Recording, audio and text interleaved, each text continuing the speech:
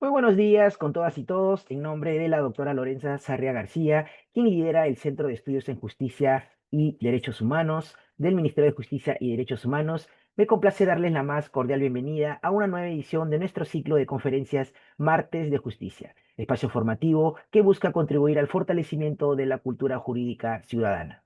Queremos manifestarle nuestro agradecimiento a cada uno y cada una de ustedes por contribuir con su participación y por el interés y atención a que estas jornadas sean exitosas. Su presencia demuestra el compromiso con el aprendizaje y el deseo de conocer más sobre la temática que abordaremos esta mañana. La conferencia que presentaremos lleva como título Principio de oportunidad, criterios para su aplicación legal y prudente. Esta conferencia tiene como propósito examinar el principio de oportunidad en el proceso penal, entendido como una herramienta que permite al Ministerio Público prescindir de la persecución penal en determinados supuestos. Se analizarán los criterios legales y jurisprudenciales que orientan su aplicación, así como los límites que garantizan que esta figura no vulnere los derechos fundamentales ni la seguridad jurídica. Del mismo modo, se reflexionará sobre la necesidad de una aplicación prudente y equilibrada que permita optimizar los recursos del sistema de justicia, promover soluciones restaurativas y fortalecer la confianza ciudadana en la administración de justicia. Para la presentación de este importante tema, contamos con la participación del doctor Aaron Aleman Yactayo, de quien leeré en estos momentos un breve extracto de su hoja de vida.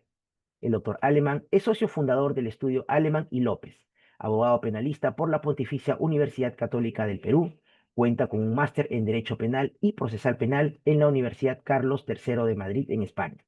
Es especialista en Derecho Penal Económico y Compliance Penal en la Universidad de Salamanca, también en este país. Asimismo, especialista en Prevención, Control y Sanción de la Corrupción por la Pontificia Universidad Católica del Perú. Es asesor y consultor de instituciones públicas y privadas, nacionales e internacionales en delitos empresariales, delitos de lavado de activos y delitos tributarios. Autor de artículos académicos en materia de derecho penal, procesal penal y temas afines, ponente en eventos nacionales e internacionales. Su experiencia en esta temática, sumada a su compromiso con la formación jurídica, sin duda hacen de su presencia un aporte fundamental en el presente espacio académico. Queremos recordarle, estimado público, que para acceder a la certificación de este evento es necesario permanecer conectados al menos el 90% del tiempo de la conferencia. Asimismo, resaltamos la participación activa, ya que al culminar la exposición, que tendrá una duración de 70 minutos, se abrirá un espacio para responder a las preguntas que podrán formular a través del chat de esta plataforma. Finalmente, reiteramos nuestro agradecimiento a todos ustedes por su presencia y de manera especial a nuestro distinguido expositor, el doctor Aaron Aleman, por su valiosa contribución académica. Doctor Aleman, bienvenido a los Martes de Justicia. 1.402 personas lo escuchan atentamente. Le cedo el uso de la palabra por 70 minutos. Muy buenos días. Muy buenos días a ti, Jimmy, y a todo tu equipo. Agradezco de antemano la invitación formulada por justamente el Centro de Estudios del Minjus. Muy entusiasmado con esta presentación y lógicamente también agradezco de antemano a todas las personas que se han conectado recientemente. Para la presente sesión voy a compartir una presentación PowerPoint para efectos de poder ejemplificar con mayor ilustración mis ideas respecto a esa temática. Por favor, quisiera me confirmen si es que se logra apreciar de manera concreta la PPT, por favor. Sí, doctor. Excelente. Excelente. Entonces, como nos indicaba nuestro buen amigo Jimmy, en realidad en esta pauta lo que vamos a abordar es el principio de oportunidad como un criterio para la aplicación legal y prudente. Pero para eso tenemos que saber precisamente cómo es que surge o nace el principio de oportunidad como un criterio de oportunidad que tiene la Fiscalía, le hace representante de la acción penal en nuestro país, para poder ya no criminalizar algunas acciones que podrían ser delictivas, sino más bien abstenerse de llevar a cabo la acción penal contra estas personas. Y claro, parte de esto es entender cuáles son los fines de la pena que busca el legislador penal peruano a partir de una política criminal que ya no quiera criminalizar, sino más bien quiera deshacerse de casos en los cuales, por un sentido de merecimiento o falta de necesidad de la pena, no tendría sentido perseguirlo, porque sería, a su vez también, hay que decirlo, bastante perjuicioso para los fondos patrimoniales de todos nosotros. ¿Por qué?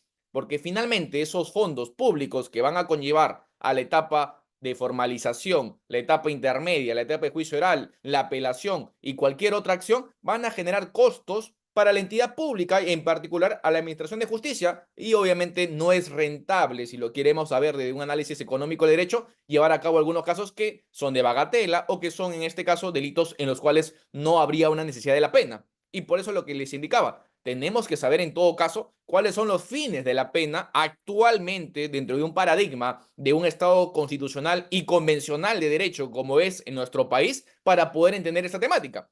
Y lo que tenemos que decir es lo siguiente: si comprendemos que los fines de la pena son de prevención positiva y no negativa, entonces daremos en cuenta que ya la visión que tiene el legislador es que las propias personas, le hace toda la ciudadanía, pueda comprender el mal que significa un delito desde el derecho y no más bien como una sanción propiamente dicha.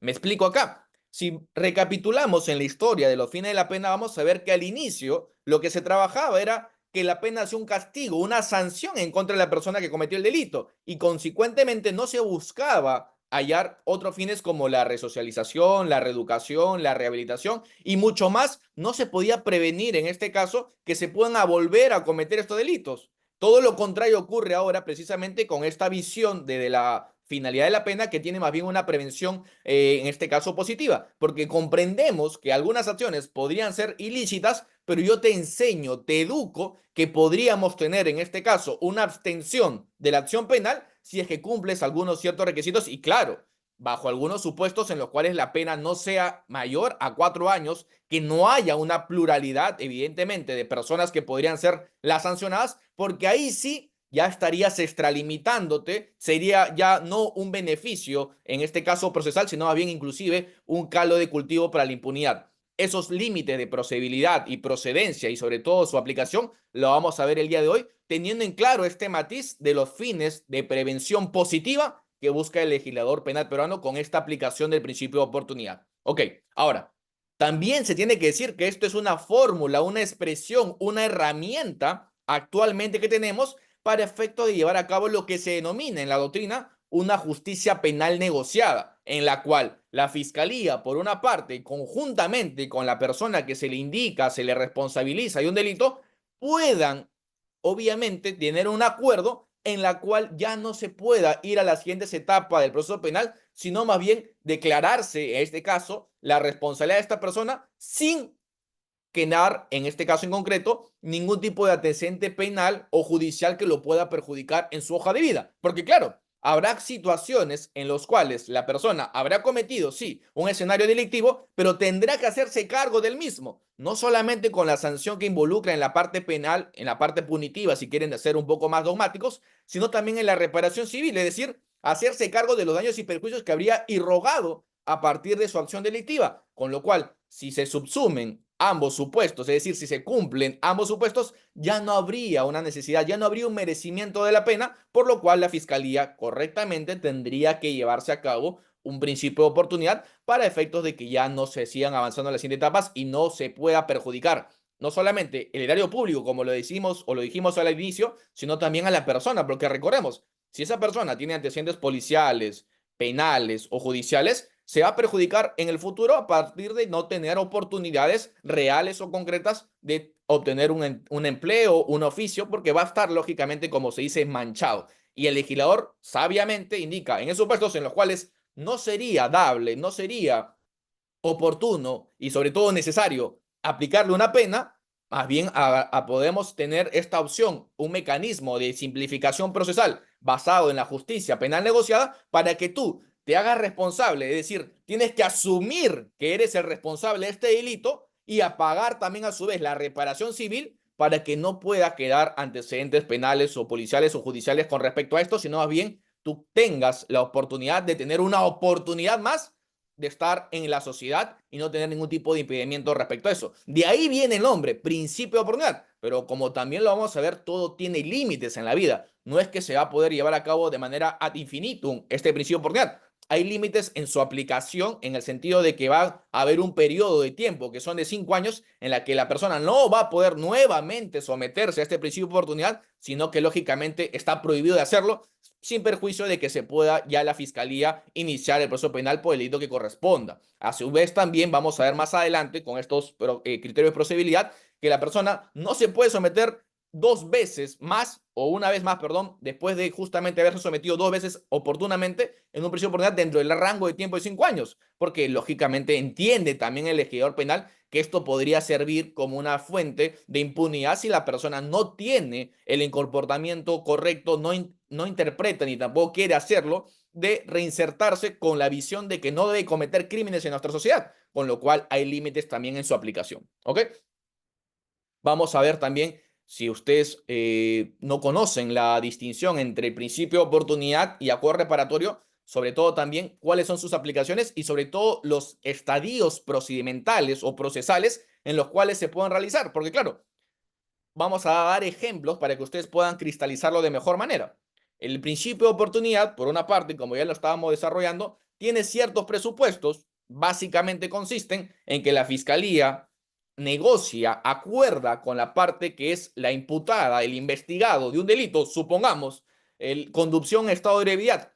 El día sábado, un fin de semana, una persona salió, en este caso, a entendamos, una fiesta, compartir con sus familiares, amigos, amistades, etcétera, y regresa manejando, lógicamente, su vehículo particular, a pesar de que esta persona está con un estado de ebriedad, en este caso, mayor a 0,5 grados de alcohol en sangre. Entonces, él sabe y conoce, lógicamente, que está cometiendo un delito. Y supongamos que en el caso que les proyecto, viene un efectivo policial, hace, en este caso, su detención, su traslado luego a la comisaría, esa persona en ese momento podría someterse a un principio de oportunidad, porque claro, hay un delito que se ha cometido de por medio, hay elementos de convicción que lo vinculan con el escenario criminal y por consiguiente ya depende de este propio sujeto investigado de que se haga efectiva ese principio de oportunidad en ese estadio de diligencias preliminares, porque lógicamente en este caso correspondería que la persona pueda someterse a la misma, pero va a depender de él. Es una justicia penal negociada en el sentido de que van a existir dos manifestaciones de voluntades. Por un lado, el titular de la acción penal por parte del Ministerio Público y a su vez el sujeto investigado, que deben coincidir en que tiene que llevarse a cabo ese principio de oportunidad. Si no hay una conformidad, no hay una venia por parte del sujeto investigado, se entiende que no está conforme y como tal el fiscal se ve obligado a iniciar, lógicamente, las investigaciones correspondientes ya con caras o miras a que se pueda procesar y condenar eventualmente a esta persona. Pero en el caso que les mencionaba, si la persona sabe que ha cometido el delito porque sí ha manejado en estado de ebriedad, ha estado con su vehículo y lógicamente ha expuesto a la ciudadanía a un riesgo, evidentemente puede tener él como opción, como estrategia de defensa, someterse a ese prisión de oportunidad y los resultados van a ser que, a una vez reconocida su responsabilidad de este estado en conducción de estado de ebriedad, se declara lógicamente responsable de este delito, paga la reparación civil que puede ser provocada en este caso o propuesta por el representante de una procuraduría, en este caso, podrían ser 1.000 soles, 1.500. Hay una tabla, lógicamente, para esto, para que la persona pueda pagarlo en el acto o en cuotas. Y si es que lo hace en ese acto, es decir, supongamos es 1.000 soles la reparación civil, él cancela o ella cancela estos 1.000 soles, evidentemente el fiscal en este caso analizará que hay en un arrepentimiento a partir de la declaración de la propia persona investigada de que se declara responsable el delito de conducción de estado de ebriedad, conjuntamente al pago íntegro, porque tiene que ser esto, íntegro de la reparación civil, con lo cual va a emitir una disposición de abstención de la acción penal. Es decir, yo ya no voy a procesarte judicialmente con este caso. Simplemente quedamos en este estadio, no vas a tener un reproche penal, pero sí, lógicamente, vas a saber que va a haber una anotación en mi registro personal como fiscal de que tú te has sometido a un principio de oportunidad. ¿Y por qué esto es importante? Porque como les dedicaba también hace unos instantes, si la persona se somete a un principio de oportunidad, no es que lo pueda hacer ad infinito, tiene ciertas reglas. Una de ellas es que no se pueda someter, por ejemplo, una vez más a un principio de oportunidad si es que no han pasado 5 años, porque lógicamente dentro de este periodo de tiempo de 5 años, la persona tiene la obligación legal imperativa de que no se pueda llevar a cabo un nuevo principio de oportunidad si lógicamente no ha cumplido, no ha interiorizado de que lo que ha hecho es erróneo o que es un delito que puede exponer a la ciudadanía en general. Esa es la lógica o la visión que se tiene para un criterio de oportunidad y en particular al principio de oportunidad. Ahora, el acuerdo reparatorio, en sentido contrario, a su vez también puede ser propuesto de oficio, es decir, por el propio fiscal o por la parte investigada en este caso. pero acá la diferencia viene por su propia naturaleza. Acá ya la persona investigada tiene que necesariamente o de manera copulativa acordar también a su vez con la persona que es la agraviada del delito.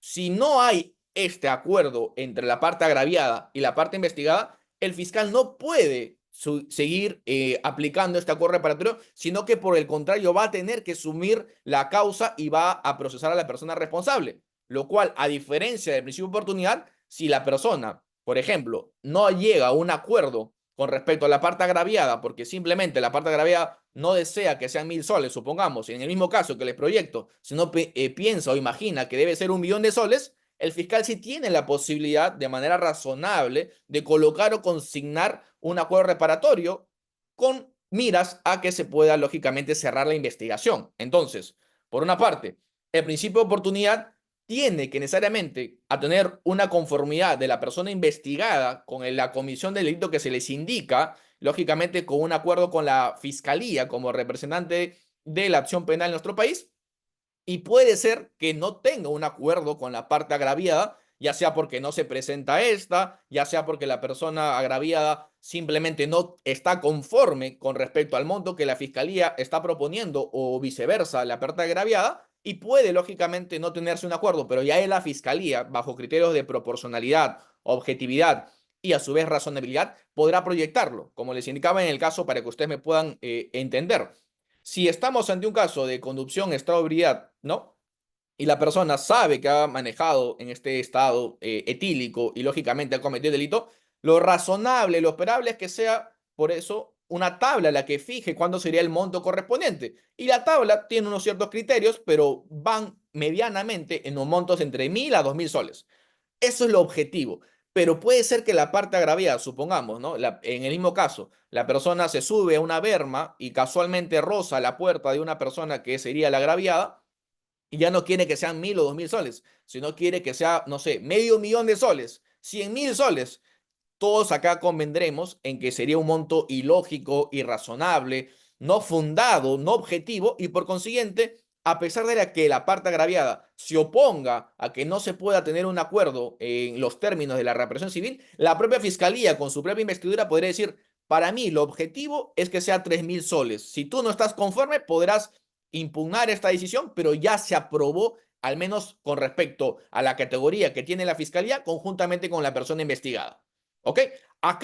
En cambio, en el acuerdo reparatorio, ahí sí, si no hay acuerdo entre las partes, no hay acuerdo entre estas dos de los términos de la reparación civil, de los daños y perjuicios irrogados, el fiscal está atado de manos y pies porque él no puede, en este caso, seguir con el trámite del acuerdo reparatorio porque si no, más bien se ve frustrado en sentido de que esto sí tiene que ver copulativamente una conjunción de voluntades entre la parte investigada y la parte agraviada. Pongamos un ejemplo para que ustedes lo puedan graficar. Supongamos que estamos ante un delito de homicidio culposo. Lamentablemente se perdió una vida, ¿no? Y lógicamente la parte agraviada se siente perjudicada, supongamos la familia de este, y sobre esta base desea que se pueda hacer parte la responsabilidad del sujeto que es el que sí se indica como autor del delito, ¿ok?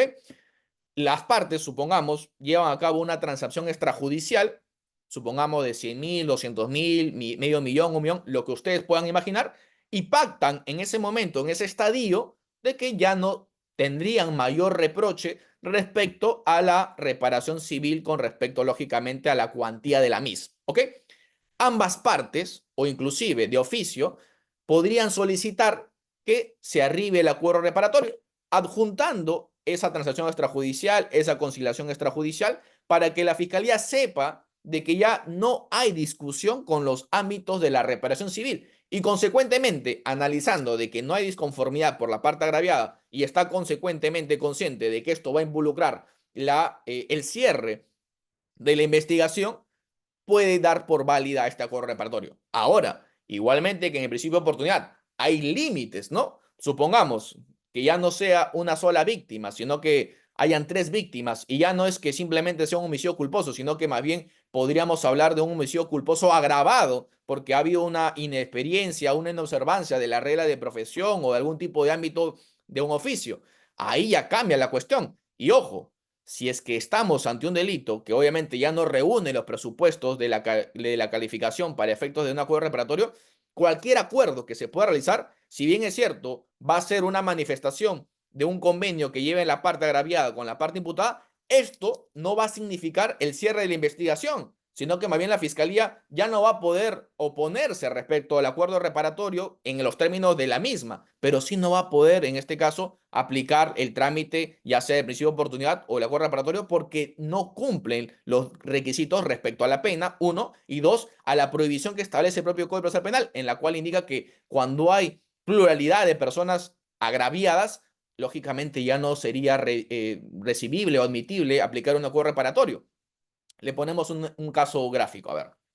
Si estamos hablando de un restaurante, ¿no? Un restaurante que tiene ciertos trabajadores de limpieza, de áreas en las cuales puedan ellos tener algún tipo de contacto con las maquinarias, ¿no? Supongamos refrigeradoras, lavadoras, etcétera.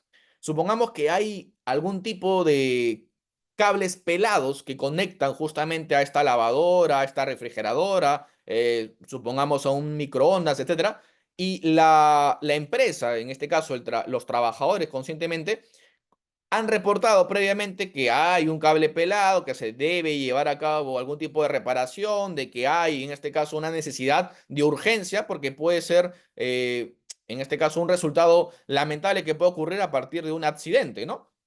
Pero la empresa no decide hacer ningún tipo de inversión respecto a esto, no decide hacer ningún tipo de intervención, sino que más bien voluntariamente deja que, en este caso, los cables pelados sigan habitando en ese lugar de espacio del trabajo. Ok, supongamos en ese marco, en ese contexto, que los trabajadores, que sean dos, tres trabajadores, coloquen y sigan trabajando, sigan haciendo su área de limpieza y supongamos no tengan la protección adecuada, número uno, porque la empresa no se lo provee, número dos, que a partir de estos cables pelados, ¿no? Y con la limpieza hay una electrocución y mueren ambas personas lamentablemente, ¿ok?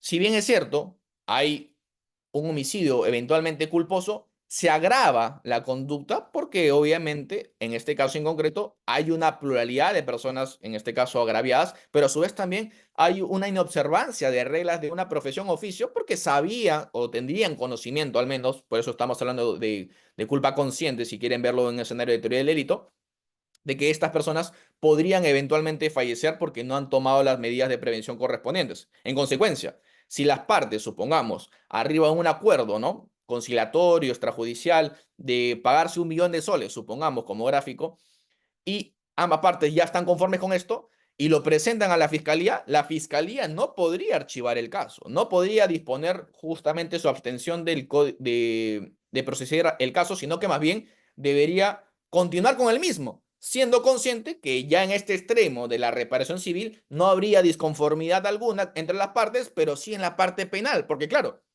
colóquense en ese supuesto, de hecho, en la que la familia sí desea, lógicamente, por un tema de reparar el ánimo que está atravesando por la pérdida humana de su familiar, una reparación civil, pero igual no quiere que esto quede en impunidad, sino que más bien quiere que la persona responsable tenga un proceso penal y sea declarado condenado o culpable del delito. Entonces, tendrá que seguirse la vía penal correspondiente y declararse a través de una sentencia su culpabilidad o inocencia, sin perjuicio de ya haber, obviamente, asegurado una reparación civil. ¿Por qué les digo ello? Porque en nuestro país, lamentablemente, ha habido casos en los cuales, sin saberse esto de manera tan básica como lo he podido al menos comentar, hay fiscalías que lo han tramitado y luego se han declarado nulas, porque claro, no cumple con este primer criterio que es tú no puedes aplicar un acuerdo reparatorio o un criterio de oportunidad si lógicamente hay una probabilidad de víctimas o hay una inobservancia de reglas de la profesión u oficio. Ya no puedes aplicar un acuerdo reparatorio, tienes que procesarlos igualmente y claro, ya no vas a entrar a tallar con respecto al ámbito de la reparación civil porque se entiende, se parte de la premisa que ambas partes están de acuerdo, pero sí en la parte punitiva, que es tu misión como titular de la acción penal, tendrás que seguirla, tendrás que atravesarla, porque en este caso no entra a tallar la aplicación del acuerdo reparatorio porque no cumple con los presupuestos de procedibilidad, por obviamente esta mención que hago referencia de los sujetos que son pluralmente agraviados. ¿Ok?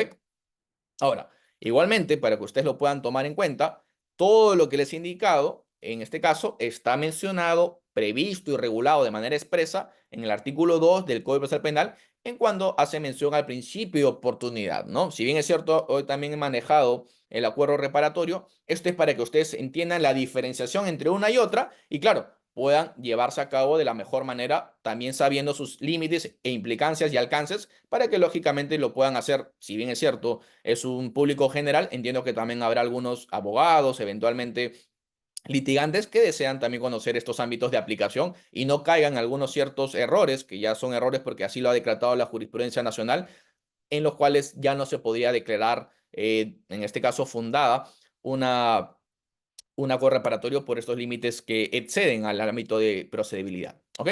Pero volvamos nuevamente al principio de oportunidad y acá es lo que les había indicado. El principio de oportunidad como un gran criterio rector de oportunidad, valga la precisión, y así lo dice también el Código Procesal Penal, se intuye, se parte de la premisa de que es porque no hay una necesidad de la pena o no hay un merecimiento de la misma. Y acá vamos a entrar a tallar ya en los ámbitos de aplicación de cada una de ellas, porque son los que ven ustedes en pantalla. Entonces, el primero de ellos, ¿no? Indica el Ministerio Público de oficio a pedido del imputado, es decir, el Ministerio Público, para efectos de no tener una carga procesal y aplicar los principios de celeridad, el principio de economía y a su vez también tener un análisis económico de derecho fundado, puede lógicamente, previamente, acá es el presupuesto más elemental, previamente haber determinado que la persona sería la eventual responsable de la comisión de delito. ¿Por qué digo esto? Porque claro, supongamos que la fiscalía no tenga clara esto, no tenga claro de que la persona que se puede someter a prisión por oportunidad tiene que ser necesariamente la persona responsable del delito. Podría pasar que algunas personas, supongamos, que hayan cometido un delito, y no quieren hacerse cargo de esa comisión de delito, usen a su hermana, a su padre, a su madre, para que se declaren responsables de este delito y se sometan al principio de oportunidad. Y claro, a esta persona no la perjudican. Por eso es que ante este vacío, por así decirlo, legal que se pueda malinterpretar, lo que tiene que necesariamente aplicar la fiscalía es que solamente aplico y ejecuto el principio de oportunidad si es que tengo los elementos de convicción que vinculan a una persona con la comisión de delito. Esa es el presupuesto o la base por la cual la fiscalía recién podría tentar aplicar un principio de oportunidad de oficio, porque lógicamente ya tiene la garantía, tiene la certeza, al menos en ese estadio procedimental, de que tendríamos a un sujeto eventualmente responsable y claro, si es que esa persona reconoce que lo es decir, si es responsable también de este escenario delictivo que le estoy haciendo esa indicación, podríamos aplicar un principio por ejemplo. Pero ténganlo en claro, siempre es cuando hay elementos de convicción que vinculen a una persona. Y claro, esto cae por su propio peso. Supongamos que ustedes son los sujetos investigados, ¿ok? Ustedes lo denuncian, ustedes supuestamente son los responsables.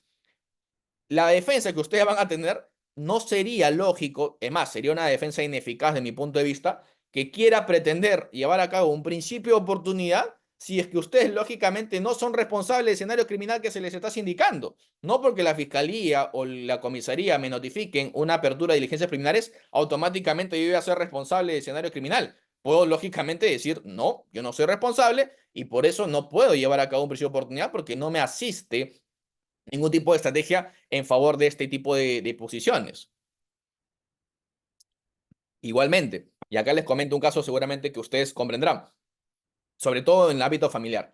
Cuando hay investigaciones, ¿no? Por lesiones culposas, por ejemplo, ante un atropello, un accidente de tránsito que nadie está exento de poder atravesar las mismas, normalmente la familia es la preocupada con respecto a la persona que está, en este caso, en la carceleta correspondiente porque está siendo procesada en flagrancia, supongamos, en un delito como este que les acabo de indicar. Y claro, la familia, ¿no? Siempre está interesada en que la persona pueda salir lo antes posible, sabiendo, aún así, que se le puede explicar que el ámbito de detención puede ser 48 horas, ellos calculan o tienen esta intuición, entiendo por la emoción que es ver a una persona amada detrás tras la carceleta, de que tiene que salir lo antes posible. Y claro, en esta necesidad de salir lo antes posible, hay algunas personas que caen en un error, que dicen, ok, yo no sé si será responsable o no, yo no voy a esperar la pericia que determine si es un factor preponderante o predominante o es un factor contributivo su acción, sino más bien yo ya quiero que esto finalice. Yo no tengo ni un acto de investigación todavía porque solamente está el accidente, no se ha determinado quién es el responsable eventualmente, pero no quiero que la persona, mi familiar, esté más tiempo en carceleta. Entonces, quiero someterme a un principio de oportunidad en este caso. Lo que debería ser un abogado formado, un abogado, lógicamente, que se hace respetar, sobre todo en su propia profesión, es indicarle que no debería proceder ese principio de oportunidad porque sabríamos, lógicamente, de que no hay elementos de prueba que todavía lo vinculen o vinculen a esta persona. Tendría que haber una recomendación del abogado, lógicamente previa conferencia con esta familia o las personas que pueden ser las investigadas, porque si es que no es así, es decir, si es que no hay elementos de convicción y muy probablemente inclusive sea la persona, la agraviada presuntamente, la que se ha expuesto en un lugar en los cuales más bien es su responsabilidad, yo no recomendaría bajo ninguna circunstancia que se pueda someter a un prisión oportunidad. Porque claro, si bien es cierto, no te deja antecedentes, no te deja antecedentes policiales, penales o judiciales, lo cierto es, y acá se olvida muchas veces de mencionarlo, que esto queda anotado en un registro del Ministerio Público y claro, esto va, si es que eventualmente tienen algún tipo de aspiración a trabajar en el ámbito de la administración pública, puede ser objeto de valoración para que no te puedan hacer ingresar, con lo cual sería iluso, sería erróneo, de mi punto de vista al menos, que tú te puedas declarar como parte de una responsabilidad que no te corresponde porque todavía no hay un elemento de comisión que te pueda vincular con el escenario criminal y así someterte al prisión de oportunidad por esta necesidad, por esta urgencia de salir en ese momento, claro, bastante caótico de las rejas de esta carceleta. Siempre hay que tener los elementos de convicción presentes para ver si es que la estrategia se adecua a una en la cual puedes luchar tu absolución, es decir, puedes luchar cualquier tipo de situaciones en las cuales no va a meritar un reproche penal porque no cometiste el delito, o en este caso, sentido opuesto, si es que si hay elementos de convicción, tu patrocinado o tu patrocinada indica que sí, efectivamente, habría un supuesto de hecho que él sería responsable, ahí sí sería oportuno, sería eficiente, sería eficaz la aplicación del prisión por nada. Pero siempre va a depender de los elementos de convicción y es lo que tiene que corresponder. ¿Ok? Ahora, sobre esto que ya dejamos claro, prosigamos. En el primer presupuesto del artículo 2 nos indica cuando el agente ha sido afectado gravemente por las consecuencias de su delito y que sea culposo o doloso, siempre que este último sea reprimido con una pena privativa de libertad no mayor de 4 años y con la pena que podría resultar innecesaria. Acá vamos a poner un caso muy gráfico y que creo que ilustra muy bien este primer presupuesto, ¿ok? Supongamos que nosotros, ¿no? Luego de esta clase, que va a acabar a las 2:30 aproximadamente, vamos, en este caso, manejar nuestro trabajo, vamos a la oficina, vamos a, no sé, a un restaurante, lo que fuese. Vamos y al costado está nuestro ser amado, ¿no? Nuestro hijo, nuestra esposa, cualquier persona que ustedes se imaginen, se mentalicen que es la más valiosa de su vida, su madre, su padre, etcétera, ¿ok? Están manejando, ¿no? Lamentablemente su vehículo y una distracción por ver el celular, ¿no? Por ver el TikTok, por ver cualquier tipo de noticia que ha salido recientemente, distraen la mirada del volante y lamentablemente se chocan con un árbol. Y producto de ese choque con el árbol, el vehículo no solamente se destroza como tal, sino que la persona que está a tu costado, que no se había puesto lamentablemente muy bien el cinturón de seguridad, sale disparada y muere en el acto. Ahí ustedes podrían indicar de que sería necesario igualmente que la persona vaya a ser procesada, que vaya a ser condenada de un delito de homicidio culposo, o ustedes considerarían más bien que por el ámbito familiar estrecho que los une o las pueda unir a estas personas, ya sería lógicamente innecesario la pena porque ya el reproche penal sería insignificativo teniendo en cuenta que él mismo o ella misma ha sido afectada gravemente por estas consecuencias de delito con la muerte de su ser amado. Entonces, de ese punto de vista, consecuentemente con el numeral 1 y literal A de este artículo 2, podríamos aplicar, podríamos atentar, lógicamente, con un acuerdo que podríamos arribar con la Fiscalía para que se aplique el principio de oportunidad, porque aplicaríamos y casaríamos de manera perfecta. ¿Ok? Ese sería un caso, creo yo, si bien es cierto, bastante ilustrativo. A la fecha también hemos podido tener en cuenta esto en el ámbito práctico. ¿Ok? Ahora, el segundo, cuando se trata de delitos que no afecten gravemente el interés público, salvo cuando el extremo mínimo de la pena sea superior a los 2 años de pena de libertad o hubieran sido cometidos por un funcionario público en ejercicio de su cargo. Acá me voy a más bien limitar a lo segundo, ¿no? Porque claro, acá lo que ustedes tienen que entender también es que el legislador penal, de manera sabia diría yo también, sí hace una distinción entre personas naturales en las que no tengan ningún tipo de investidura, no tengan ningún tipo de situación o cualificación jurídica especial, porque lógicamente considera que esa persona no tiene ni un deber institucional, ni siquiera en el ámbito administrativo, ético, no lo tendrían, pero sí lo hace con respecto a las personas que son consideradas funcionarios públicos, ¿ok? ¿Por qué? Porque ellos representan una entidad, representan una institución, pero detrás de todo esto representan a la administración pública, es decir, al Estado mismo, con lo cual sí desea el legislador penal peruano que en estos casos, lógicamente en la que las personas hayan podido llevar a cabo algún tipo de accionar en el propio cargo, no se vean beneficiadas por un principio de oportunidad. Supongamos que el efectivo policial, ¿no? Porque es un funcionario público, finalmente, según lo que establece nuestro Código Penal y también nuestras convenciones respecto a la lucha contra la corrupción. Indican que funcionario público es cualquier persona que tiene algún tipo de ligación con el Estado como parte de su rol como tal. Con lo cual, un efectivo policial, no diría yo, habría discusiones con respecto a que es un funcionario público elegido o seleccionado. ¿Ok? Ahora, supongamos que un efectivo policial está conduciendo, lógicamente, una camioneta, ¿no? Dando las vueltas, dando los giros que corresponden para efecto de garantizar la seguridad ciudadana. Supongamos, ¿ok? Y supongamos que en ese mismo ámbito, por un tema de descuido, ¿no? Para que ustedes puedan entender el mensaje, en un tema de descuido, está viendo el celular o conversando con su copiloto, eh, atropellan a alguien, ¿no? Supongamos atropellan a alguien y obviamente no genera mayores perjuicios, simplemente un atropello, ¿no? Una lesión mínima, si lo quieren ver así, una lesión leve, ¿ok? La persona en concreto, si bien es cierto, si no fuera efectivo policial, podría aplicar a un principio de oportunidad, podría tener la posibilidad de hacerlo, ¿ok? Pero como es efectivo policial y ha estado en el desempeño del ejercicio de su cargo al momento de poder ser el piloto de un auto institucional de la comisaría o de la entidad correspondiente, evidentemente ya no se podría aplicar este mismo supuesto porque sí habría, en este caso, un interés público detrás, porque estaríamos hablando de que un efectivo policial, eventualmente un funcionario público, habría llevado a cabo un accionar delictivo, lógicamente en el seno de su cargo, con lo cual ahí sí hay reparos y el propio legislador penal peruano ha indicado de que no se podría aplicar el principio de oportunidad, lógicamente con respecto a esto, ¿ok?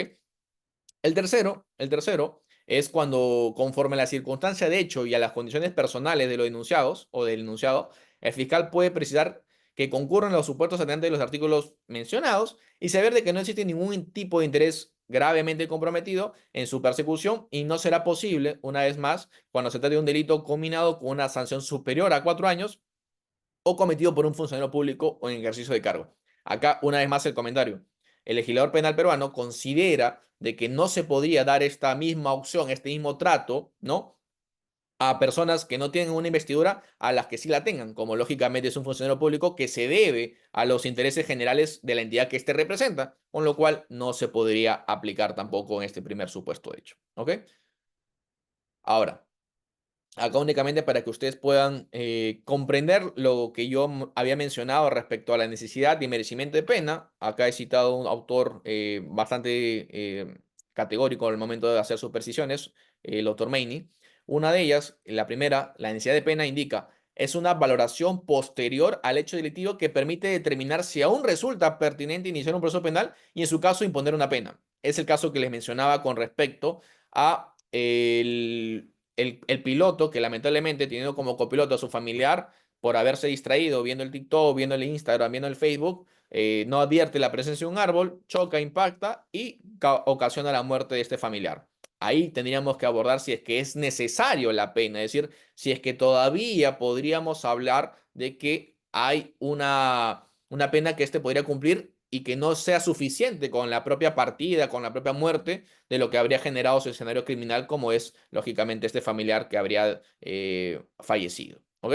Y el merecimiento de pena, solo para hacer la distinción, se refiere a un juicio de valor previo a la comisión de delito que justifica su prohibición y tipificación por representar un riesgo intolerable para el bien jurídico. ¿Ok? Solamente para que ustedes lo tengan en cuenta.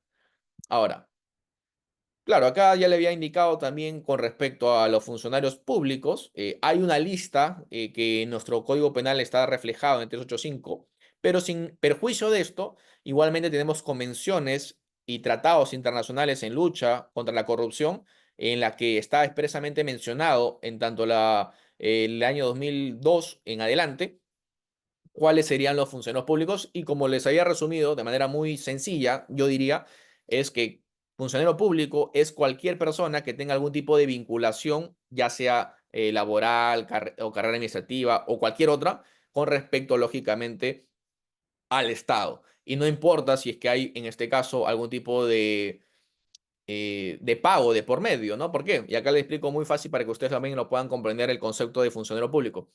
Antes, en el Callao principalmente, hubo una resolución administrativa en la que algunos bomberos, este es un caso de corrupción de funcionarios públicos, pero vale la idea, la precisión, que indicaron, ¿no? Que como había una resolución administrativa de bomberos que indicaban expresamente que no eran funcionarios y o servidores públicos, no serían entonces funcionarios públicos para efectos del delito de negociación compatible o colusión o peculado. Y por eso querían ganar el caso por atipicidad objetiva, ¿ok? Pero a partir de una lectura sistemática, convencional, sobre todo de esos tratados que les hago mención, esta Corte indicó de que, claro, a pesar de que hay una resolución administrativa, a pesar de que los bomberos muchas veces no reciben algún tipo de retribución económica, sino más bien son voluntarias sus funciones, igualmente son sujetos obligados para efectos de ser considerados funcionarios públicos, con lo cual tiene que cumplir no solamente una impecable labor dentro del ámbito de la propia institución con los deberes institucionales como tal, sino que a su vez también para efectos penales van a ser considerados como tal. Y en el caso de mención, les hacía recordar, fueron condenados por un delito de peculado porque se habrían apropiado ilícitamente de algún patrimonio de la estación de bomberos que ellos representaban. Con lo cual, ¿a qué quiero llegar? En casos similares, ¿no? En los casos en los cuales involucra a un funcionario público, no se puede aplicar un principio de oportunidad porque ya el legislador penal peruano ha indicado de que estos tienen ciertos deberes que no los tiene cualquier otra persona y por consiguiente sería irresponsable, sería más bien un error en el mensaje de la ciudadanía que ellos podían igualmente aplicarse a este principio de oportunidad porque sí más bien tienen un conocimiento o deberían tener un conocimiento, pero a su vez también una responsabilidad con respecto al Estado y que obviamente no podrían ellos desconocerlo como tal. ¿Ok? Solamente para que ustedes lo tengan preciso. Ahora, acá hay un acuerdo plenario, un plenario jurisdiccional, perdón, de Arequipa del año 2018 que se hace referencia al principio de oportunidad y la reserva de fallo en los delitos de violencia familiar.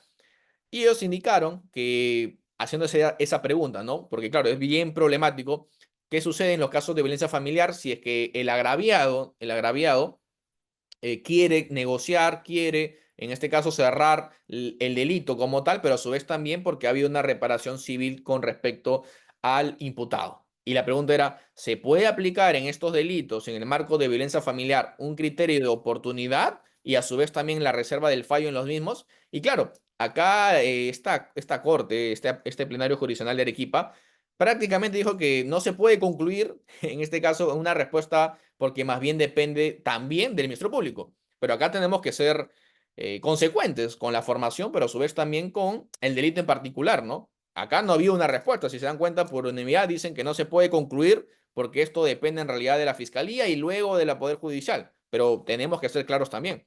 Hay ciertos delitos, como por ejemplo la violencia familiar, en los que a mi criterio, no podría aplicarse un criterio de oportunidad. ¿Por qué?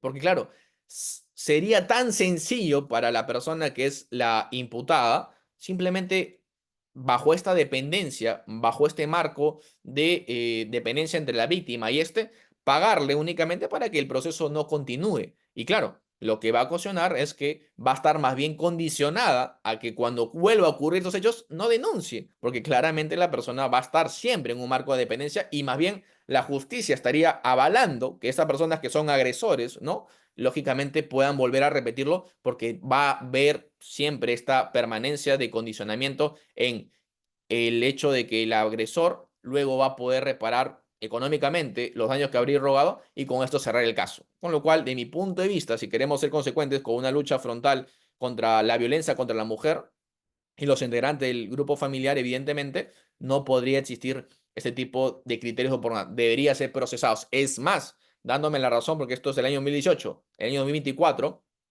se ha podido también tener resoluciones jurisprudenciales en las que, a pesar de que la pena sea solamente a un año, y esto en principio, bajo el decreto legislativo 1585 y demás, que indican que más bien la pena superior a 5 años es la que automáticamente, en principio, sería pena efectiva, y en consecuencia, en sentido opuesto, las que sean menor a 5 años, sea de carácter suspendidos, en el ámbito de violencia familiar, lo que aplica es que pueda ser igualmente de carácter efectivo, a pesar sea un año. Con lo cual, esta visión integral y sistemática de nuestro ordenamiento jurídico penal vigente en relación a violencia familiar, diría yo que no podría aplicarse este criterio de oportunidad por estas razones antes expuestas. ¿Ok? Continuemos. Ok. También es importante saber cuándo se puede aplicar, lógicamente, este acuerdo reparatorio, perdón, este acuerdo respecto al principio de oportunidad y su aplicación. Porque, claro, le había indicado de que se puede hacer en la parte más incipiente del proceso penal, que son las diligencias preliminares.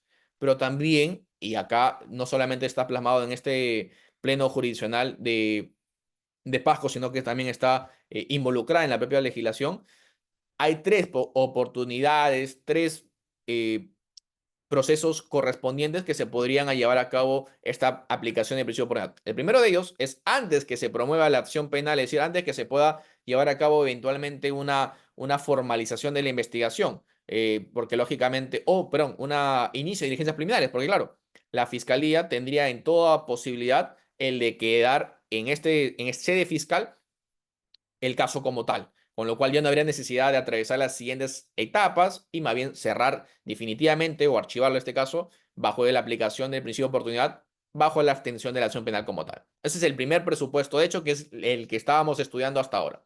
Ahora, la segunda es cuando ya hay un proceso especial, ¿no? El primero es un proceso ordinario en principio, pero el segundo es un proceso especial porque es un proceso inmediato, es decir, hay un delito en el cual hay evidencia delictiva de que tú serías el responsable y por tanto la fiscalía decide aplicar un proceso inmediato. Ahora, lo que nos indica acá es que cuando se lleva a cabo la audiencia de proceso inmediato, ya ante un juez de la investigación preparatoria, que es el competente, el facultado a ver estas causas especiales como proceso inmediato, tiene como una oportunidad más, si lo quieren ver así, la persona investigada de someterse a este mismo para que lógicamente no queden antecedentes penales, fiscales o judiciales respecto a la denuncia que se habría tramitado en su contra.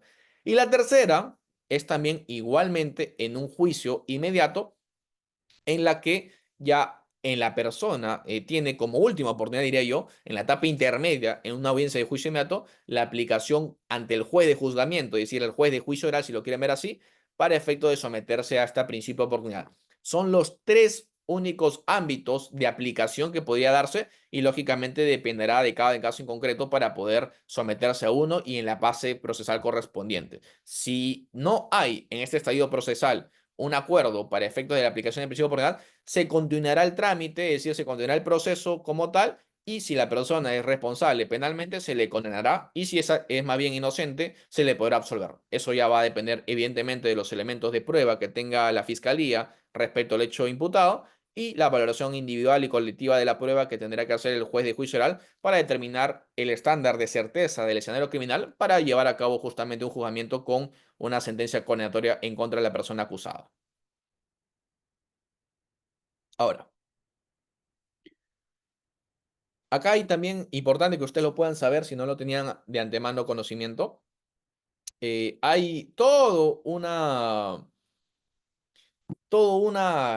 un resumen, una bibliografía muy resumida de 8 hojas, si no me recuerdo, que precisamente establece todo el procedimiento que estamos ahorita estudiando. Y es el procedimiento de la resolución 1470-2005 MPFN, conjuntamente con la resolución 2508-2013, y que inclusive ha sido también mencionada, acá justamente lo tengo, con una resolución del Ministerio Público en la que nos da mayor apertura para efectos de analizar justamente el procedimiento a seguirse en el principio de oportunidad y conjuntamente con el principio el acuerdo reparatorio, ¿ok?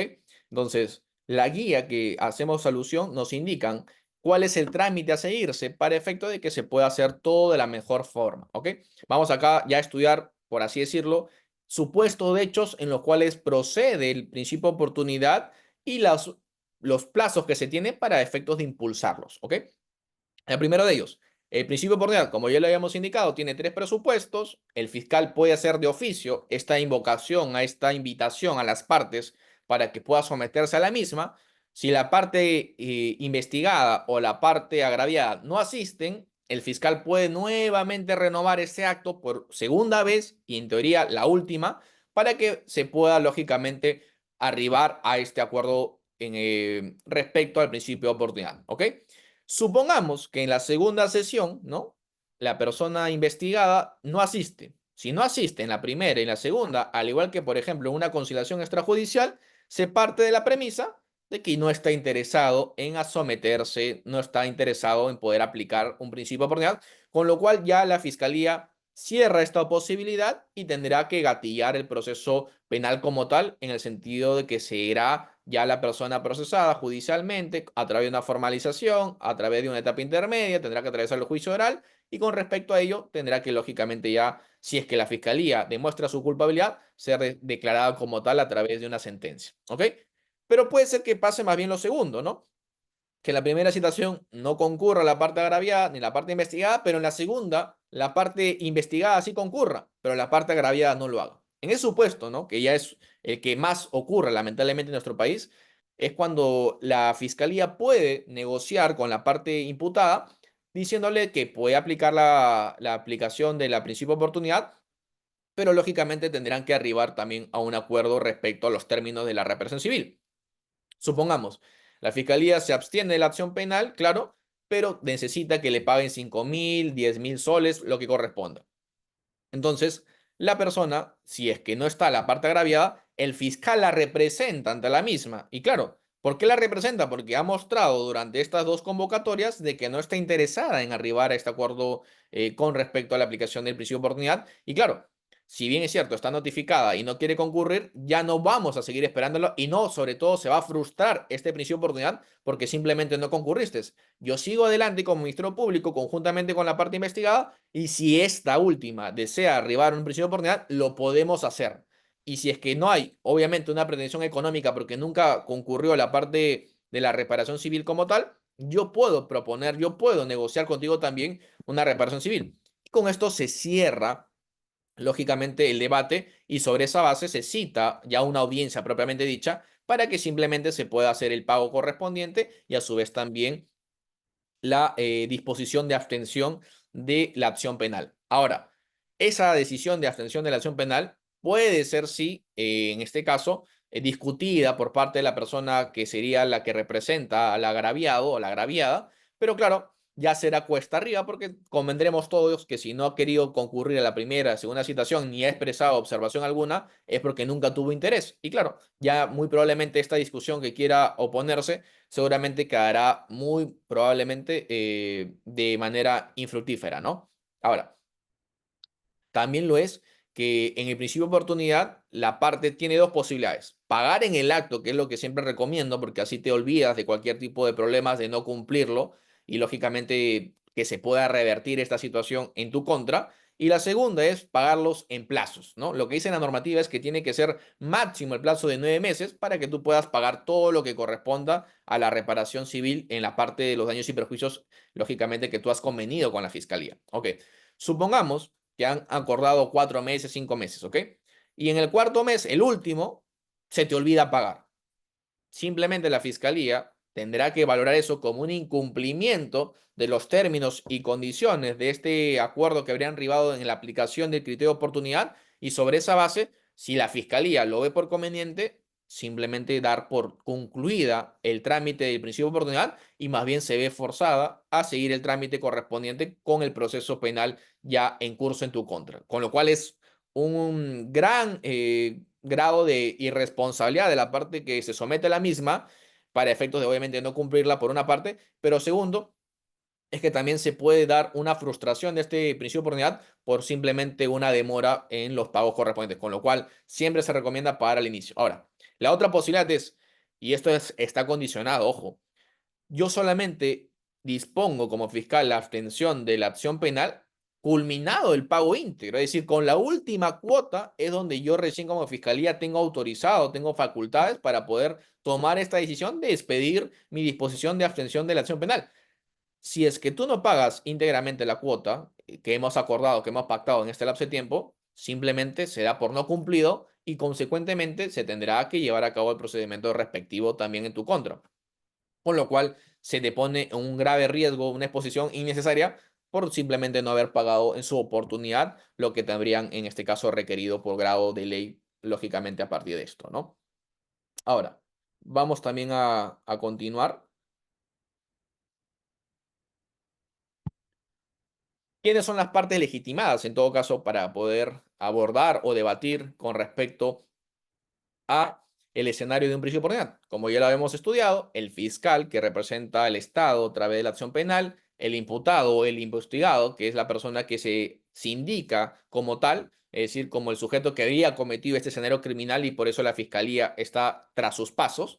El tercero es su abogado defensor. Ojo, el abogado defensor siempre tiene que estar presente para efectos de negociar o estar en las audiencias correspondientes que representa a la persona imputada, porque se parte de la premisa de que no solamente es un derecho indisponible de la parte imputada, sino que es una garantía procesal mínima, lógicamente en el marco de un Estado constitucional como el nuestro, para que se pueda llevar a cabo la legitimidad del proceso penal como tal. En consecuencia, supongamos, el fiscal hace un acuerdo con la parte imputada, arriban a lo que sea, en el sentido de la reparación civil, 5.000, 10.000, 20.000, y supongamos, hay una acta al respecto de ello, pero no está firmado por el abogado defensor, simplemente ese acta es nula y no tendría mayor aplicación en el marco de prisión de oportunidad por, lógicamente, carecer de legitimidad la misma, ¿ok? El agraviado, como cuarta parte, en el sentido de que él tendría que ser la persona invocada, ¿no?, a negociar el ámbito de la reparación civil, lógicamente, si es que así correspondiese en el caso, si es que se constituyese o eventualmente estuviera interesado en la misma. Porque si no lo hace, es decir, si es que no está esta persona detrás del caso, el que lo va a llevar a cabo es el fiscal. Pero claro, como ustedes comprenderán también, muchas veces cuando te constituyes o estás interesado como parte agraviada en el monto de la reparación civil, puedes tener mayor alcance, mayor objetividad al momento de determinar cuánto realmente es el agravio que ha constituido en tu contra. Por ejemplo, supongamos que tú has sido atropellado y claro, la fiscal o el fiscal sabe esto, pero no sabe cuánto has gastado eventualmente, no sabe cuánto has podido tener de pérdida de oportunidades, eventualmente la depresión, el sufrimiento que pueda irrogar en el ámbito psiquiátrico, psicológico, este accidente, entre otros. No tendrá porque no tiene esos elementos de prueba que tú sí los tienes y los cuales sí podrías lógicamente presentarlos para efecto de que la reparación civil sea ajustada a la magnitud de esos agravios que tú invocas.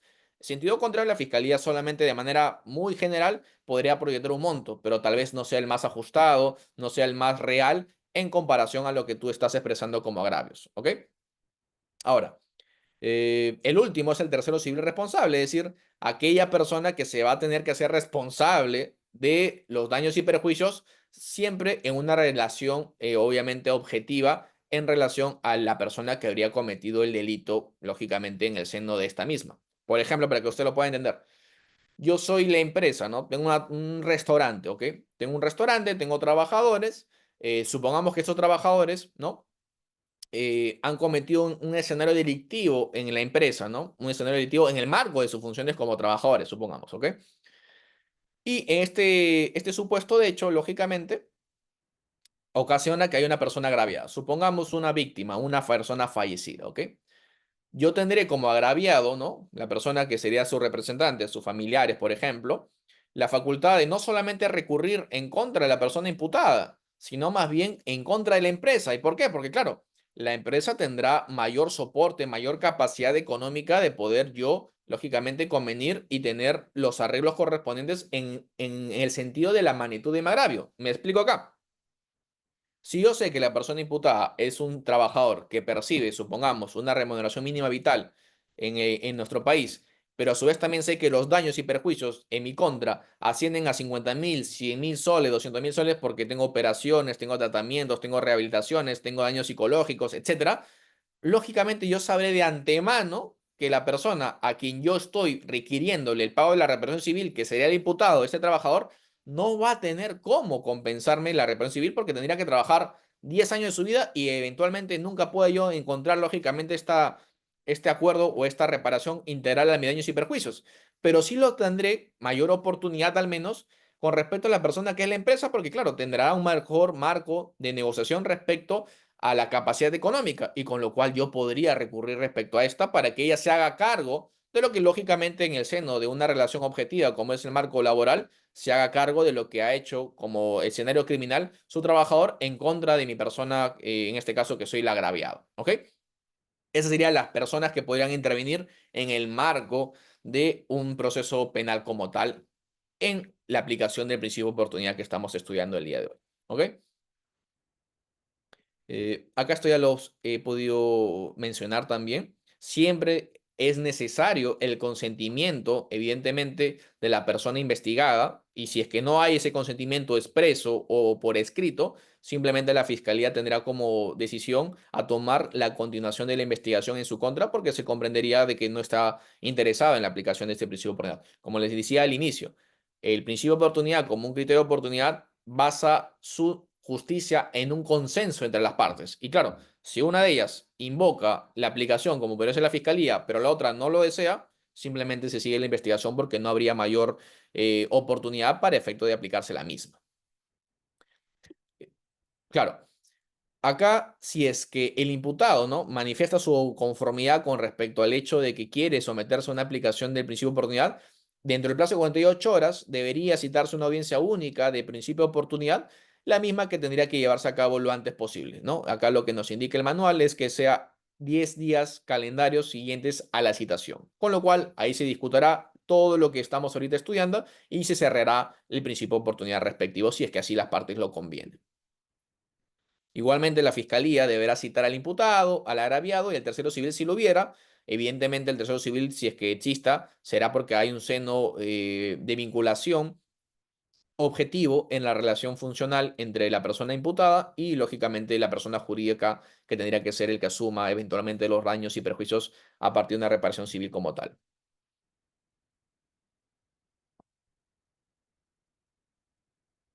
Acá es el procedimiento.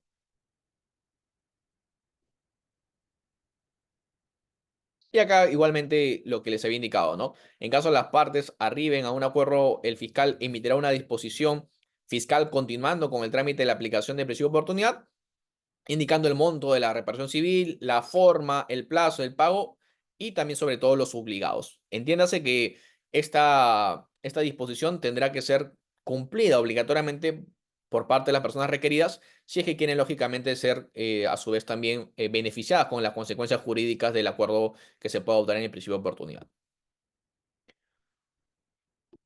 Acá también más del trámite correspondiente. Y acá lo que les estaba también refiriendo.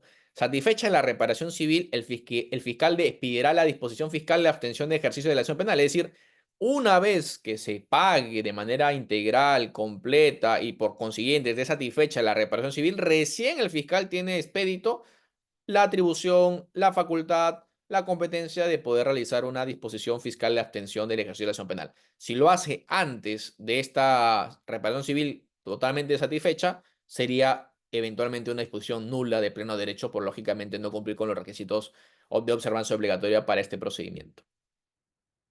Ahora, vamos a ver las causas de excepción de la aplicación de prisión de oportunidad para que ya nos dé con el tiempo límite, ¿ok?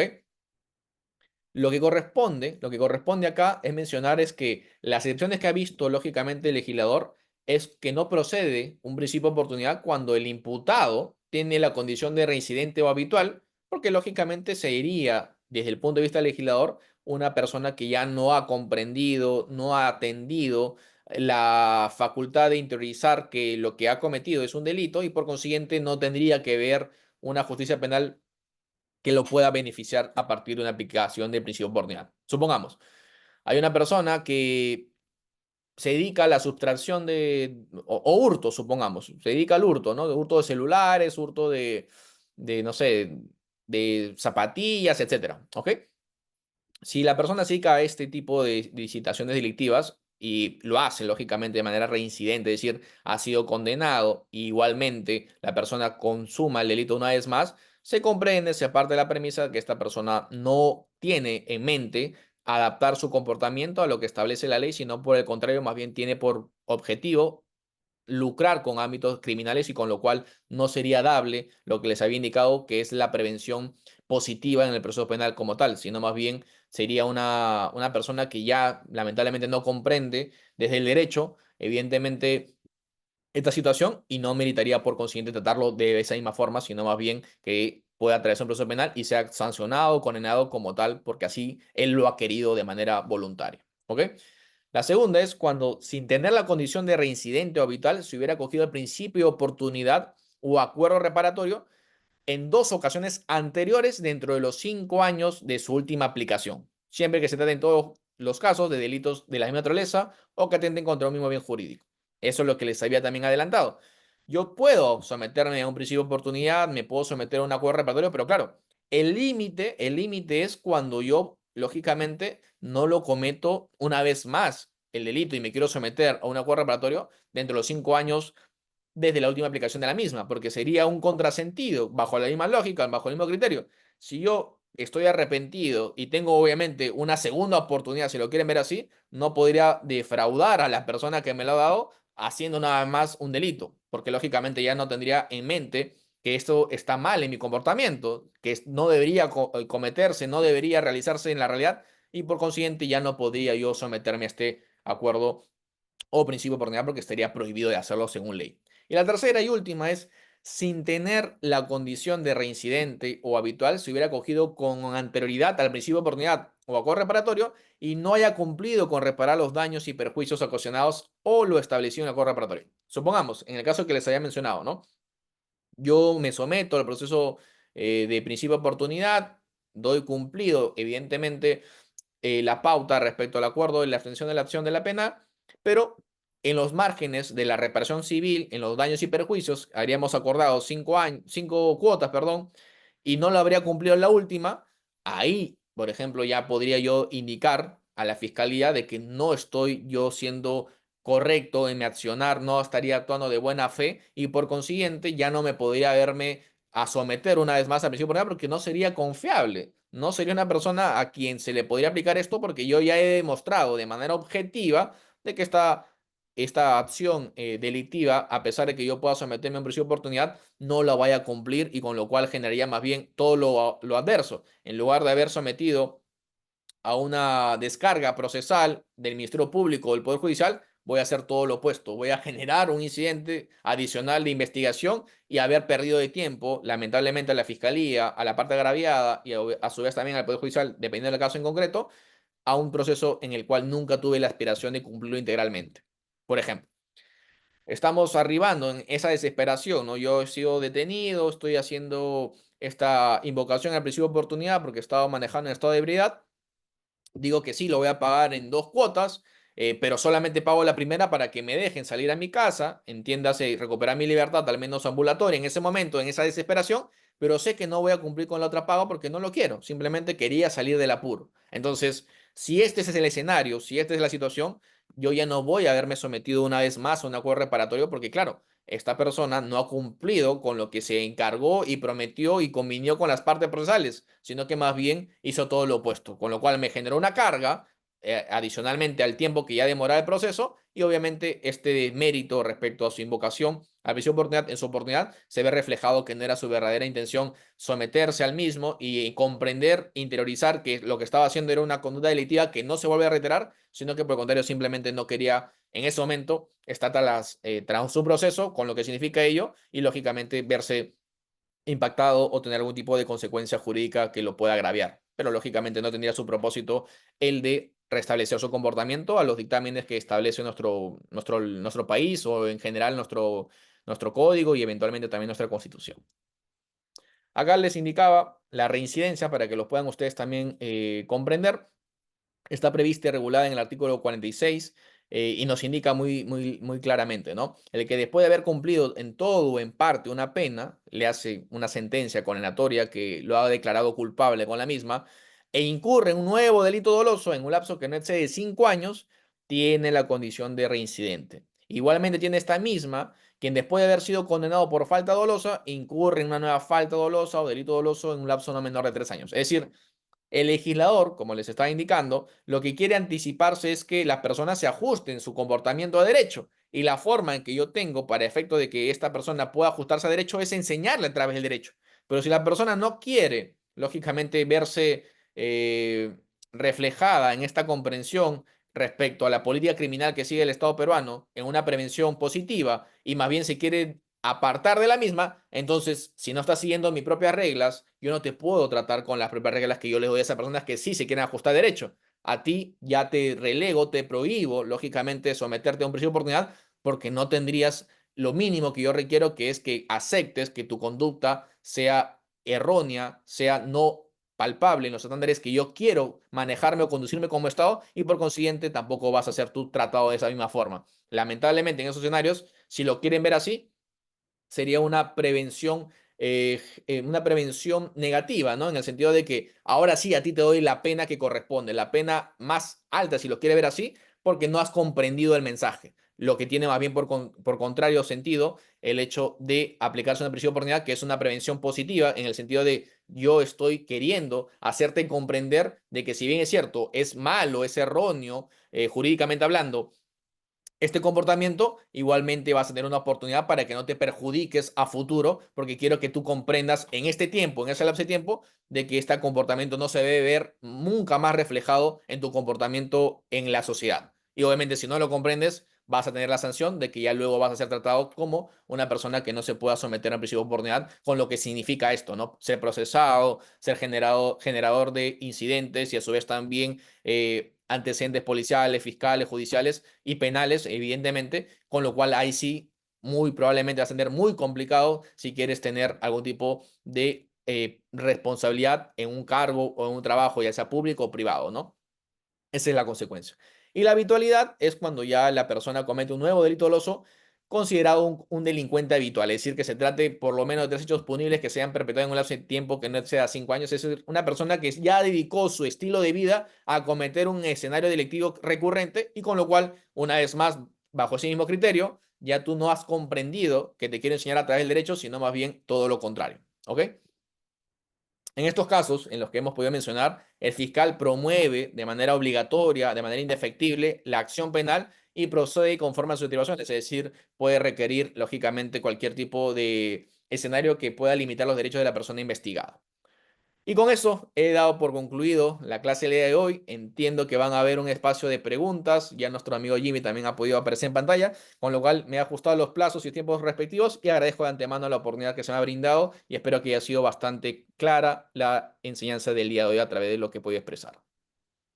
Muchísimas gracias, claro que sí, doctor Aleman, muy clara, muy didáctica. Hemos tenido muy buenos comentarios también respecto a su presentación. Agradecemos a las más de 2000 personas que nos vienen acompañando en la sesión de esta mañana tarde. Quiero pasar rápidamente, hay muchas preguntas, he tratado de simplificar alguna de ellas, compartirle, socializarle alguna de las consultas, doctor. A ver, ¿qué diferencia existe entre el principio de oportunidad y la aplicación de criterios de oportunidad, doctor? Ya, excelente. En realidad, el criterio de oportunidad se desglosa, si lo quieren ver así, en dos, ¿no? Uno de ellos es el principio de oportunidad propiamente dicho, el que estamos estudiando el día de hoy, y el segundo de ellos es el acuerdo reparatorio, que es el segundo supuesto de criterio de oportunidad.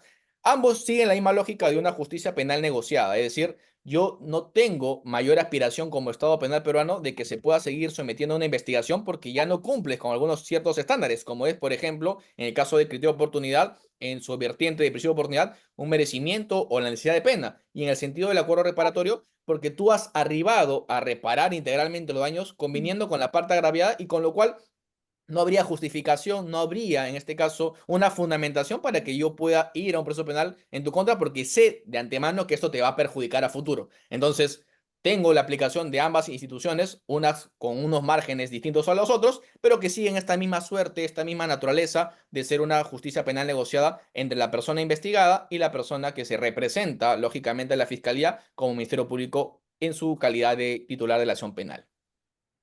Gracias, doctor. Em, ¿Cuál es el nivel de poder de negociación del investigado frente al fiscal? ¿Qué aspectos importantes puede negociar?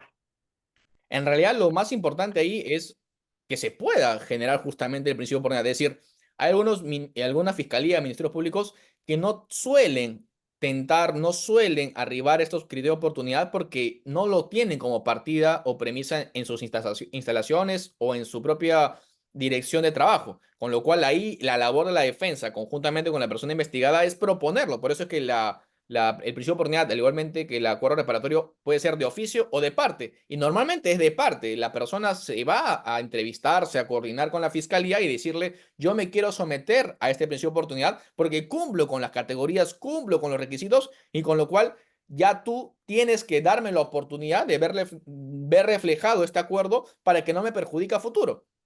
Obviamente con los plazos, obviamente con las audiencias a convocarse. Y a su vez, con respecto a la capacidad de negociación en el ámbito de la reparación civil, también lo tiene. ¿Por qué? Porque acá no es lo mismo, y acá recojo una frase que lo he podido escuchar en el sistema anglosajón, prefiero un mal acuerdo que un buen juicio. ¿Y por qué tiene esta explicación? Porque claro, la persona agraviada que necesita en ese momento, supongamos, un cierto monto para pagar todo lo que corresponda de lo más urgente, no es lo mismo en esa urgencia recibir 100.000 soles, 50.000 soles, 20.000 soles, que tal vez cubrir ese mismo espacio o tal vez un poco más en juicio oral. Porque claro, para llegar a juicio oral, y acá todos lo podemos saber los que litigamos, puede demorar en un lapso de tiempo de 1 año, 2 años, 3 años, hasta 5 o más años. Con lo cual, ese mismo monto que te ofrecieron al primer día, lógicamente en el cual ocurrió este agravio, ya no va a ser de igualmente rentabilidad después de 5 años. No solamente por el lapso de tiempo, sino también por la necesidad de urgencia de ese dinero en ese momento que tú estabas necesitando de manera crucial. Con lo cual, la capacidad de negociación respecto al ámbito patrimonial, el ámbito económico, en los daños y perjuicios que le corresponde a la persona investigada, sí puede ser bastante alto si tú dices en ese momento, me ofrezco voluntariamente a darte en el acto 100.000 soles, 50.000 soles, para que este proceso se pueda, lógicamente, gatillar a partir de un principio de oportunidad. Y ahí la parte agraviada tendrá que, lógicamente, analizarlo, ver si es que es conveniente arribar también a su vez en este acuerdo de principio de oportunidad, si es que así lo ve conveniente o no. Eso dependerá de su monto y como les indicaba, ¿quién mejor que la propia parte agraviada de poder saber cuánto realmente le está costando este escenario delictivo que le aqueja en su contra?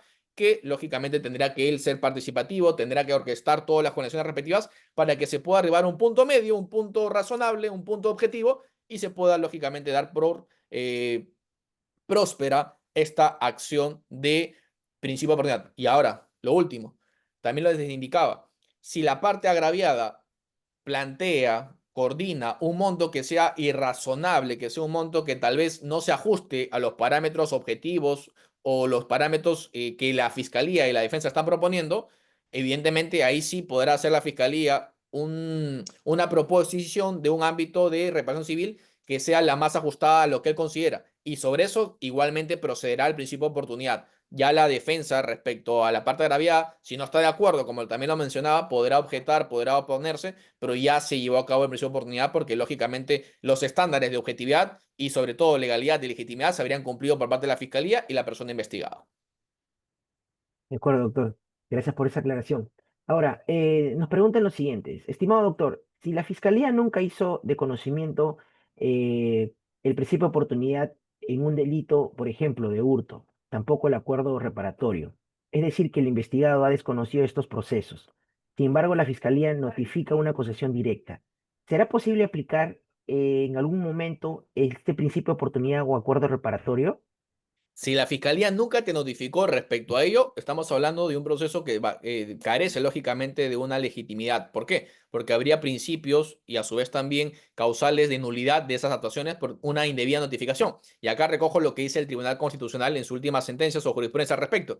Una debida notificación en el marco del proceso penal no solamente corresponde a que se le pueda brindar a la defensa, a la persona investigada o a la persona agraviada, sino que tiene que existir una notificación al domicilio real de la persona investigada para que se pueda garantizar que esta misma ha conocido de manera directa, lógicamente, lo que estaba atravesando en el proceso. Y si es que esta misma es bien notificada en su domicilio real, lógicamente tendría que tomar las acciones correspondientes. Pero si no lo es, estamos hablando de una notificación indebida y todos los actos que se puedan generar respecto a esta también tendrán esta misma suerte, es decir, tendrán que ser declarados nulas. Con lo cual, en tu caso en concreto, si es que hay una acusación directa, lamentablemente tú tendrías que invocar una nulidad de todas las actuaciones a través eventualmente de una tutela de derechos para que se pueda eliminar todo el proceso como tal porque no estaría respetándose tu derecho básico que es la debida notificación de las actuaciones judiciales y fiscales. Gracias, doctor, gracias. Otra pregunta que nos comparten es, estimado doctor, después de que se aplique el principio de oportunidad y se haya emitido la disposición, em, a ver, después de haber sido beneficiario del principio de oportunidad y ya se emitió la disposición de que los antecedentes se eliminen, ¿se debe realizar algún trámite adicional eh, para eliminar estos antecedentes penales o policiales o es automático? En Entendería que ellos, sí, creo que cuando se adhieren a este principio, quieren saber si hay alguna tramitación posterior, ¿no? Perfecto, buena pregunta. En realidad, la disposición tendría que demarcar que esto es automático, es decir, tendría que el propio fiscal disponer de manera complementaria se va a poder hacer la eliminación de cualquier tipo de antecedente policial o fiscal que se haya generado a partir de esta denuncia en tu contra.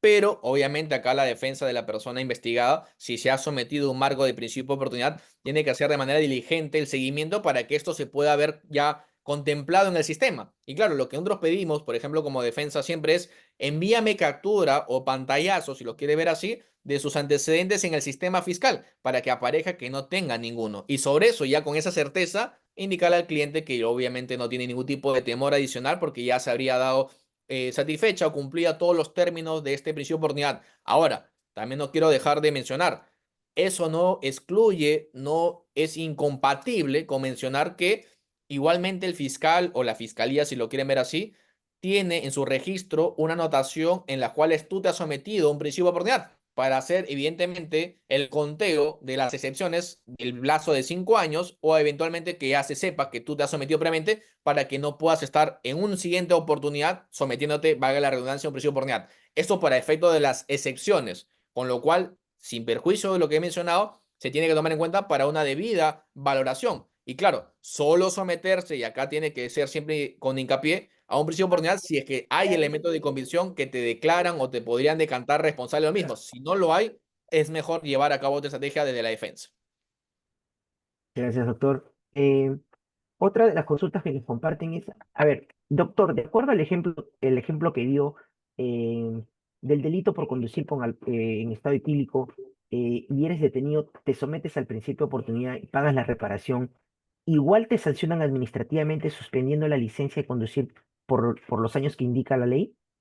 En efecto, por eso es que les estaba mencionando, yo solamente me puedo decantar como responsable de un escenario delictivo, porque finalmente es eso el principio de oportunidad, si es que estoy seguro que hay elementos de convicción que me van a poder decantar como tal. Y claro, en el delito que hacemos mención, que es estado de conducción, estado de ebriedad, evidentemente ahí hay prueba científica objetiva que es el certificado correspondiente, con lo cual si tú sabes que ese resultado va a salir obviamente positivo y o es positivo porque ya lo tienen en sus manos, ahí sí te conviene llevar a cabo un prisión de oportunidad. ¿Por qué? Porque no quieres que te puedan reflejar una incompatibilidad con respecto a la pena.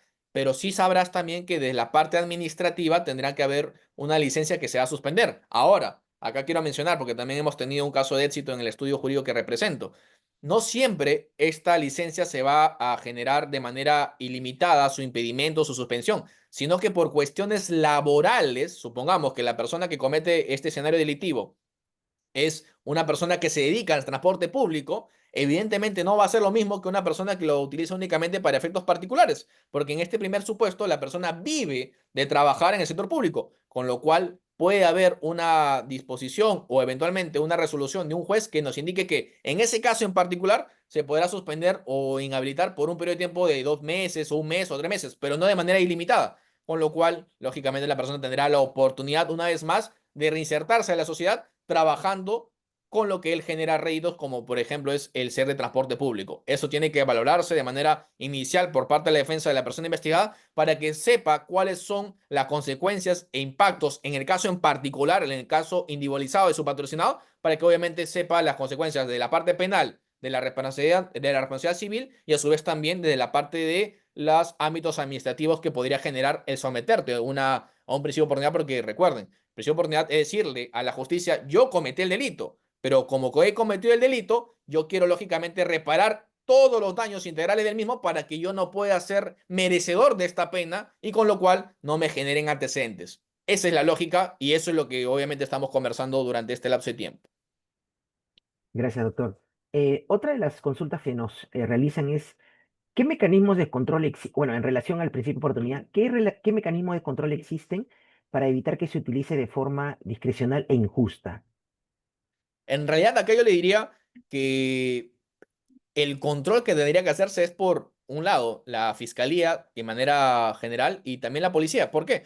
Porque me he dado cuenta que en algunos supuestos de hechos, en algunas provincias, generalmente, Ayacucho, Arequipa, Puno, no generan los antecedentes respectivos y no tampoco están en el sistema ni siquiera en los principios de oportunidades correspondientes. Es decir, yo sé que una persona ha tenido una sentencia condenatoria, ha tenido una responsabilidad ya declarada, una sentencia, y por consiguiente debería estar en el registro respectivo, pero no aparece absolutamente nada. Con lo cual, ahí es una responsabilidad conjuntamente de la Fiscalía, del Poder Judicial y de la policía, porque claro, habrán personas que cometerán delitos y claro, si no quedan en registros, no podrá verse aplicado una sanción como tal. Y acá la recomendación es que se puedan inmediatamente, una vez que se ha generado, por ejemplo, el principio de oportunidad o cualquier tipo de registro como una sanción penal, sean inmediatamente subidos al sistema para que integralmente, es decir, a nivel nacional, se conozca que esa persona pueda estar en curso en un escenario delictivo o ha estado en un escenario delictivo y ha sido condenado, y en el caso de prisión de oportunidad, para que la fiscalía pueda controlar